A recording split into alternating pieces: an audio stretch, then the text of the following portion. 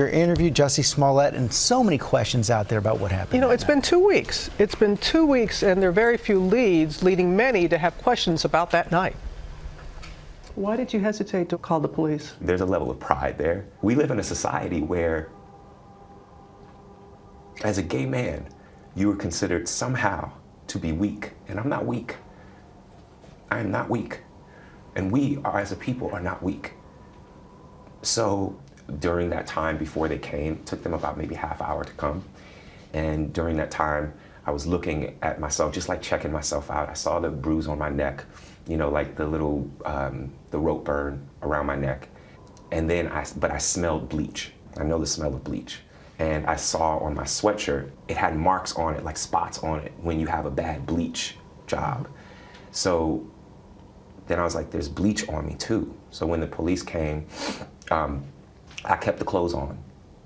I kept the rope. So you had the rope on the entire time? I mean, it wasn't like wrapped around, but yeah, it was around because I wanted them to see. I wanted them to see what this was. I told them what happened, everything. I also asked them to turn their body cams off because they were trying to stay in the hallway. And I was like, please just come in. Like, I don't want a big scene with my neighbors and with like the second round of police officers. I went down to where it happened and I walked them through exactly what happened. And I looked up and I saw that there was a camera directly on the light post that is in the intersection. So I'm like, there it is. A potential break in the case that would eventually fall apart days later. And then the detective told me that the camera inside of the casing was facing north, so they didn't have it.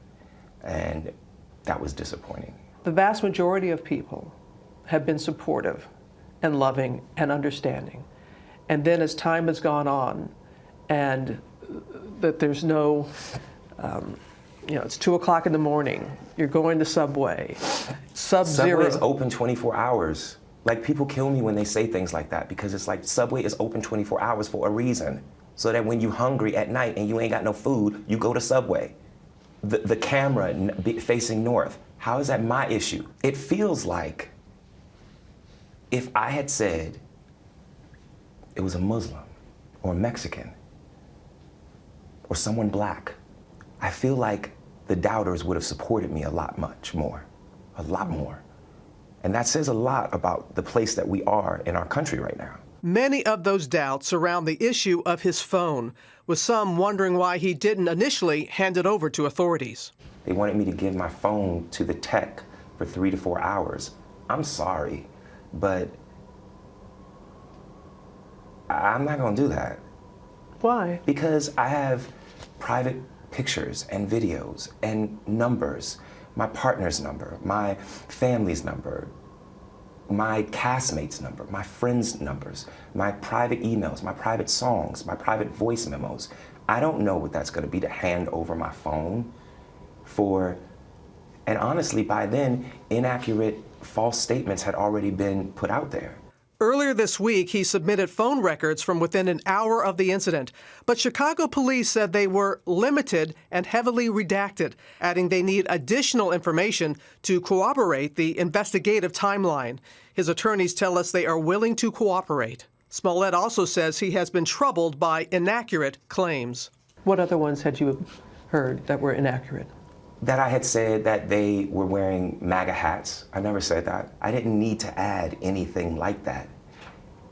They called me a They called me a There's no which way you cut it. I don't need some MAGA hat as the cherry on top of some racist sundae. I've heard that it was a date gone bad, which I so resent that narrative. I'm not gonna go out and get a tuna sandwich and a salad to meet somebody. That's ridiculous, and it's offensive. Yes, there's Grindr, yes, there's Jacked, yes, there's all of these things, which I have not been on in years. I can admit that I was on that back in the day. I was single, you know what I'm saying? But I have not been on that in years. What were your injuries? What were they? They did x-rays. I didn't have, it was reported that I had like fractured ribs or cracked ribs or something like that. That wasn't true. I was just in a lot of pain. You know, my clavicle was messed up, my rib was bruised, but nothing was cracked. Like, I walked into the hospital. I walked out of the hospital. Why do you think you were targeted? I can just assume. I mean, I come really, really hard against 45. I come really, really hard against his administration. And I don't hold my tongue.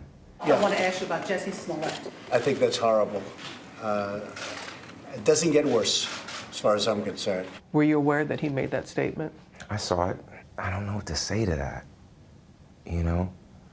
I appreciate him not brushing over it. And there is no doubt in your mind what motivated this attack. I could only go off of their words.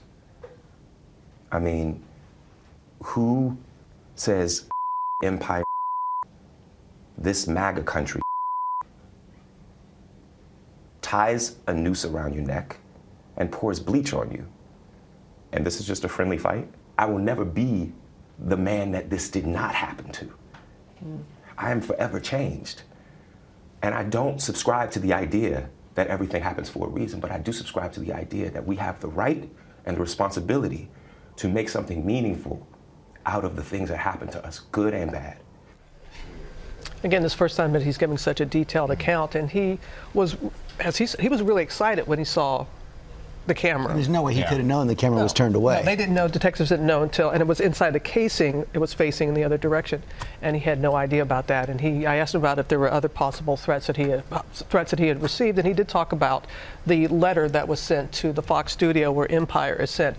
Police have confirmed that letter, and we'll show it to you and in our next hour. And also, more importantly, there's many reasons why Jussie wanted to sit down and do this. First was to say thank you to his many supporters, to answer the questions, the critics, but also the times that he became emotional is when he was talking about gay youth and the LGBTQ community. The message for them and how they are viewing how this is being handled. But he was being pretty forthcoming. He did not. Nothing was out of bounds. There was nothing that I could not ask, and he truly wanted to. And he'll explain in the next hour the 4 main reasons why he wanted. A lot of anger there too. Oh yes, and as he said, he's not just angry at what happened then. He's angry at what happened now, and he realizes, he's on social media. He realizes that people, some people are going to look at his interview right now and they're going to think one thing or another. He has no control over that, but he is adamant. And as I said earlier, the police have said he's been consistent, that he has been credible, that he has been cooperative, and the investigation is ongoing. They're still investigating. It's just 2 weeks in. Hi everyone, George Stephanopoulos here. Thanks for checking out the ABC News YouTube channel. If you'd like to get more videos, show highlights, and watch live event coverage, click on the right over here to subscribe to our channel, and don't forget to download the ABC News app for breaking news alerts. Thanks for watching.